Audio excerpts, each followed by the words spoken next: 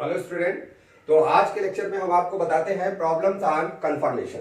जैसे कि last lecture आप अगर देखोगे तो मैंने आपको दो प्रॉब्लम बताए थे कंफर्मेशन में, और जिसमें पहला प्रॉब्लम था stability of methyl cyclohexane, second problem था फ्लिपिंग के बारे में, और ये बताया गया कि एक्सियल इक्वाटोरियल बॉन्डिंग में एक्सियल बॉन्डिंग के अंदर क्या होता है, 1,3 डाइएक्सियल इंटरेक्शन होता है। अगर कोई ग्रुप एक दूसरे से हाइड्रोजन बॉन्डिंग बना लेगा तो इंटरेक्शन अट्रैक्शन का हो जाएगा, और अदरवाइज रिपल्सन का होगा, और रिपल्सन की वजह से उसकी स्टेबिलिटी हमेशा कम हो जाती है। ओवरऑल कंक्लूजन क्या है आपके पास? कंक्लूजन ये आया कि एक्सियल पर रिपल्सन है, इक्वाटोरियल पर रिपल्सन नहीं है। अगर कोई ग्रुप एक्सियल पे आता है तो तुरंत फ्लिप हो जाएगा, यानी चेयर फॉर्म में ही कन्वर्ट हो जाएगी। सारे एक्सियल बॉन्डिंग इक्वाटोरियल बॉन्ड में कन्वर्ट हो जाते हैं, सारे इक्वाटोरियल बॉन्ड एक्सियल बॉन्ड में कन्वर्ट हो जाते हैं, और उनकी स्टेबिलिटी जो है एक्सियल पोजीशंस के कंपेयर में इक्वाटोरियल की ज्यादा होती है। अब यहां प्रॉब्लम नंबर हम 3 के बारे में बात कर रहे हैं।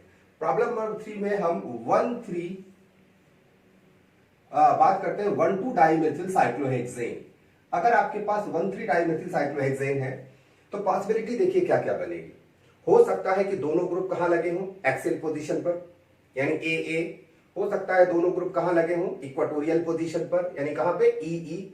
और मे भी चांस है कि एक इक्वाटोरियल लगा हो, एक एक्सियल। लेकिन फॉर योर काइंड इंफॉर्मेशन, आपको पहले पता है कि अगर एक्सियल पे ग्रुप लगा होगा तो वहां स्टेबिलिटी तो होती नहीं। ग्रुप क्या करेगा, फ्लिप कर जाएगा, और फ्लिप करके सारे के सारे कहां चले जाएंगे, इक्वाटोरियल पोजीशन। ओके, तो यहां कितने चांस बनेंगे, 2 चांस। या वो ई होगा या ए होगा, क्योंकि जैसे ए बनेगा वैसे वो फ्लिप करके कहां पहुंच जाएगा, ई पे पहुंच जाएगा। तो आप देखिए, 2 प्रॉब्लम की हम यहां चर्चा करेंगे और बहुत आसानी से इसका आंसर आप कर सकते हो। देखो, हमने 2 चेयर फॉर्म बनाया, क्योंकि 2 ही की प्रॉब्लम की स्टडी करनी है आपको, ये बनाया। और मान लीजिए कहां लगा है, 1,2 पे, तो एक मिथाइल ग्रुप हमने यहां लगा दिया और एक मिथाइल ग्रुप हमने वहां लगा दिया। यहां नहीं लगाएंगे, एक्सियल रखने का कोई मतलब नहीं निकलता। एक एक्सियल पे लगाया और एक लगा दिया इक्वाटोरियल पोजीशन पे, ऐसा हो गया। दूसरी वाली प्रॉब्लम में क्या किया कि हमने एक इक्वाटोरियल पे लगाया और दूसरा भी कहां लगा दिया, इक्वाटोरियल पोजीशन पे लगा दिया। अब आप ध्यान दो, अब हम आपसे स्टेबिलिटी पूछे तो आपको पता है कि दिस इक्वाटोरियल, ये ए है और ई है, this is free from strain, इसमें कोई रिपल्सन नहीं हो रहा है। और यहां आपने देखा रिपल्सन होगा 1,3 डाइएक्सियल, 1 2 3, 3 नंबर का जो हाइड्रोजन है वो कहां चला आता है, यहां आएगा और इसको क्या करेगा, रिपेल करेगा।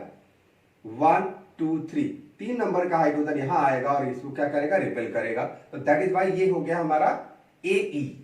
और ये स्पीसीज अगर हम देखा जाए तो इसमें क्या होगा, एक ई पे लगा है, दूसरा भी ई लगा है, 100% फ्री फ्रॉम स्टेरी रिपल्सन। तो आपका आंसर यहां भी वही आएगा, क्या आएगा, स्टेबिलिटी में ई इज ग्रेटर देन ए। देखा आपने, बहुत आसानी से आप ये आंसर कर सकते हो। Okay, it is clear.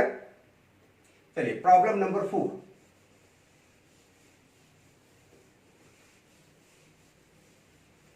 Problem number 4 देखिए। 4 में अगर हम इसी स्पीसीज को 1,3 पोजीशन पे ले आते हैं, देखिए अगर हमने मिथाइल को यहां लगा दिया और मिथाइल को क्या यहां लगा दिया, और प्रॉब्लम नंबर 5 एक साथ साथ देखिए दोनों। अगर हम यहां स्पीसीज को क्या करते हैं, एक OH लगा दिया यहां और 3rd नंबर पे एक OH लगा दिया, दोनों के स्पीसीज देखिए, डाइमेथाइल साइक्लोहेक्सेन और हमारा साइक्लोहेक्सेन में 2 OH ग्रुप लगा है, एक 1 और 3 पोजीशन पे। अब देखिए इसमें भी आप क्या बनाओगे, क्या बनाएंगे, ए और ई बनाएंगे। तो इसमें बनाने की फिर वही जरूरत नहीं है, क्योंकि ये और ज्यादा रिपल्सिव स्ट्रक्चर बनेगा 1/3 पोजीशन पर। देखिए ना, अगर हमने एक पोजीशन को कहां लगा दिया, मिथाइल को एक्सियल पे लगा दिया, और दूसरे मिथाइल को भी अगर हम एक्सियल लगाए 1,3 पोजीशन पर, तो this is very repulsive condition present on here. तो दैट इज व्हाई आप ये सोचो कि ए तो बनना नहीं है, और वैसे भी ए नहीं बनता, तो मैटर ओवर हो गया। हम यहां लिखने की जरूरत नहीं है, इनको बार बार बता रहे हैं, तुरंत इसमें ई बन जाएगा।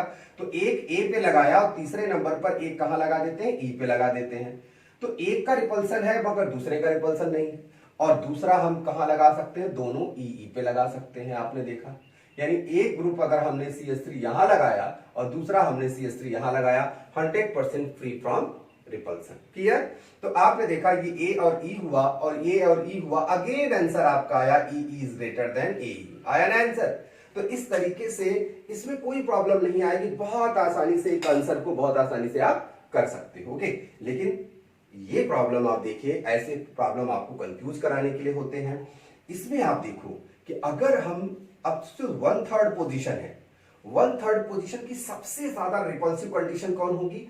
जब ये एक्सीएल पे है और थर्ड नंबर पर भी मिथाइल एक्सीएल पे आता है, यानी दो लार्ज ग्रुप एक दूसरे के अगर एक्सीएल पोजीशन पे आएंगे और 1/3 पे आएंगे, तो यू नो वेरी वेल एक दूसरे से सबसे ज्यादा रिपल्सन होगा, सबसे कम स्टेबल स्पीसीज बनेगी।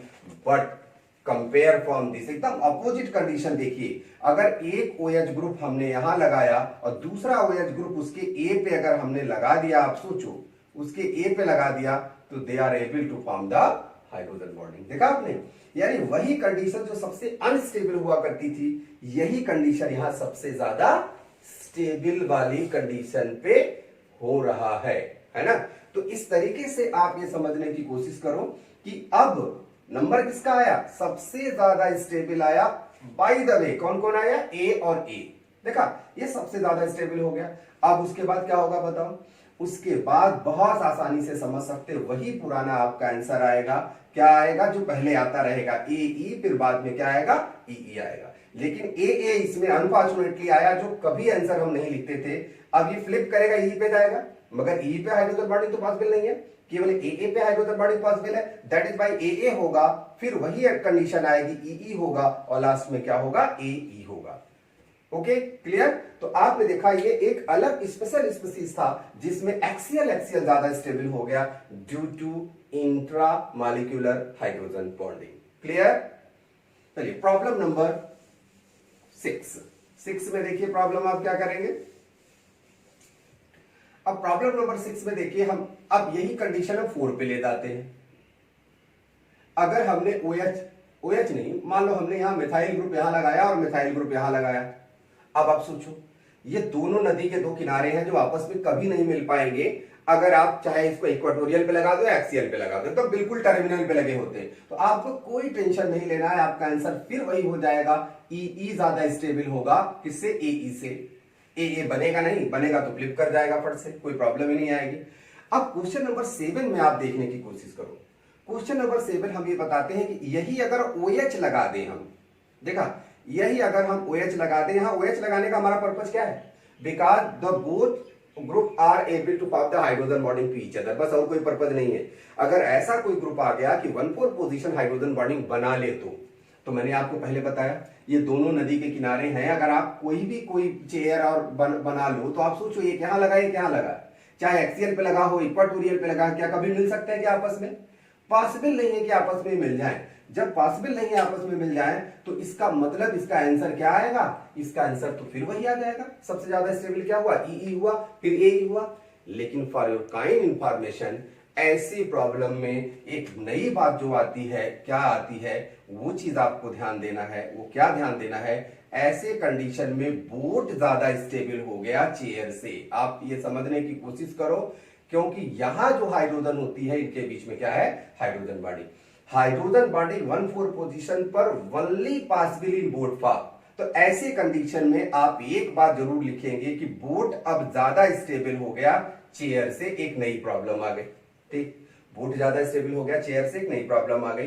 तो एक बात आप समझने की कोशिश करो। लेकिन अगर वो क्वेश्चन ये बोले कि आप चेयर फॉर्म में ही बताओ आंसर, बोट फॉर्म में नहीं, चेयर फॉर्म में ही आंसर बताओ, तो कोई प्रॉब्लम नहीं है। आपका आंसर हमेशा आएगा वही, ई ज्यादा स्टेबल होता है किससे?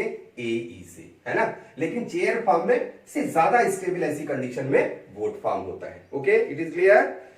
अब देखिए क्वेश्चन नंबर 8 हम बताते हैं, और एकदम बिल्कुल सेपरेट है, इस क्वेश्चन से लेना देना नहीं है, बिल्कुल सेपरेट क्वेश्चन है। 8 नंबर देखिए क्या है? वाई, ये बड़ा सिंपल सा क्वेश्चन है, why boat form is less stable than chair form. तो यहां हम क्वेश्चन आपसे यहां डिस्कस करते हैं, why boat is less stable than chair, है ना, देन चेयर। चेयर से बोट कम स्टेबल क्यों है? एक सिंपल सा क्वेश्चन है आपके सामने। अब हम इसके बारे में डिस्कशन करते हैं। ऐसा क्या है? इसमें दो रीजन आप बहुत आसानी से जानते रहो। दो रीजन देखिए क्या है। पहला रीजन आप देखो, फर्स्ट रीजन आप देखिए, फर्स्ट रीजन तो ये देखेंगे और जो क्वेश्चन पहले से आ चुके हैं जिसको आपको पहले से समझना है। ये जो हाइड्रोजन होता है, यहाँ का हाइड्रोजन होता है, ये दोनों हाइड्रोजन बहुत पास पास आते हैं और इस हाइड्रोजन को क्या किस नाम से बोला जाता है? This is known as flag pole hydrogens. क्या है ये? फ्लैग पोल हाइड्रोजन्स हैं। तो पहला नंबर आपको आंसर देना पड़ेगा अगर आपसे क्वेश्चन पूछ लिया जाए, why boat form is less stable than the chair form, तो आपका आंसर आना चाहिए due to flag pole hydrogen. आखिर ये फ्लैग पोल हाइड्रोजन प्रॉब्लम क्यों करता है? हम आपको बताएं, नॉर्मल जो वांडर वाल रेडियाई है, वांडर जो वाल रेडियाई है, वो रेडियाई होता कितना है? वो रेडियाई होता है लगभग 2.4 एंगस्ट्रॉम, यानी दो हाइड्रोजन एक दूसरे के आसपास कितने होते हैं? 2.4 हाइड्रोजन पे। बट जो फ्लैग पोल हाइड्रोजन है, ये फ्लैग पोल हाइड्रोजन्स हैं, एक दूसरे से कितना आ जाते हैं? 1.8 एंगस्ट्रॉम अपार्ट ओनली, है ना, बहुत पास पास आ जाते हैं। They create the extra instability in the boat form. तो पहला आंसर आपके सामने क्या आया कि वो इसमें चेयर फॉर्म में क्या कहते हैं, बोट फॉर्म क्यों अनस्टेबल है? ये फर्स्ट आंसर है आपके सामने और ज्यादातर क्वेश्चन यही आता है। मतलब ये क्वेश्चन कई बार आ चुके हैं, बड़े कंपटीशनों में आया, आईआईटी में भी आ चुका है ये क्वेश्चन कि why boat form is less stable, और आंसर उसका यही था फ्लैग पोल हाइड्रोजन। तो फ्लैग पोल हाइड्रोजन का पहला चीज दिमाग रखना है। थोड़ा और अगर आपको डीप में जाना है इनकी स्टेबिलिटी फैक्टर का, तो मैं दूसरा इसका आंसर बता, इसी क्वेश्चन का दूसरा आंसर देखिए। इसी क्वेश्चन का सेकंड आंसर आप देखिए। सेकंड आंसर क्या है? अलॉन्ग में ध्यान रखना है, इसको उसको दोनों साथ में आपको जानना है। देखा? और आपको देखना है, यहां आंसर देखना है। कैसे देखेंगे आप? इस तरीके से। अब अगर मान लीजिए हम नंबरिंग कर दें, सपोज अगर हम नंबरिंग कर देते हैं इस तरीके से, सबकी नंबरिंग कर देते हैं, और सपोज इसको हमने 1 किया, ये 2 हो गया, ये 3 हो गया, 4 हो गया, 5 हो गया, 6 हो गया। आप कहीं से भी नंबरिंग कर सकते हैं, नंबरिंग की कोई प्रॉब्लम नहीं है क्योंकि साइक्लोहेक्सेन एक जैसा होता, ऑल कार्बन आर आइडेंटिकल। इसमें एक खास बात आप क्या देखोगे? देखो 1 2, जो इसका 1 2 का पोजीशन है, 1 2 पोजीशन, एंड आपस में देखिए, जैसे 1 2 3 4, 3 4 की पोजीशन, 3 4 की पोजीशन। आगे देखिए, और किसकी पोजीशन? 4 5 की पोजीशन, 4 5 की पोजीशन, 4 5 हो गया। फिर आप देखिए 6 1 की पोजीशन, और ये 6 1 की जो पोजीशन है, ये 4 के 4 हमारे क्या है? All are present in skew conformation. कहां प्रेजेंट है? Skew conformation. एक चीज आप देखना है। उसके बाद 2 3, कौन सा 2 3? This and this. एंड 5 6, 5 जो 6 है, ये जो हमारे ये दो स्पीसीज हैं, this present in eclipsed form, है ना, इक्लिप्स्ड फॉर्म में पाए जाते हैं। अब आप देखो, यानी इस बोट फॉर्म का कोई भी स्पीसीज स्टेगर्ड नहीं है, और जो चेयर फॉर्म होता है पूरा का पूरा स्टेगर्ड होता है, और बोट फॉर्म में आपने देखा एक स्क्यू कन्फॉर्मेशन प्रेजेंट है और स्टेगर्ड एक भी नहीं प्रेजेंट है, और क्या प्रेजेंट है? इक्लिप्स फॉर्म प्रेजेंट है। That is why again your answer, यानी दोनों आंसर को ऐड करना है आपको, सेपरेट नहीं है। मतलब वो फ्लैग पोल हाइड्रोजन एक रिस्पॉन्सिबिलिटी है, और दूसरी रिस्पॉन्सिबिलिटी आपने देखेंगे इसमें कोई भी बॉन्डिंग स्टेगर्ड फॉर्म नहीं पाई जाती। तो मेरे ख्याल से आपको कंफर्मेशन में हम जो प्रॉब्लम बताए, इतना प्रॉब्लम आपको क्या हुआ?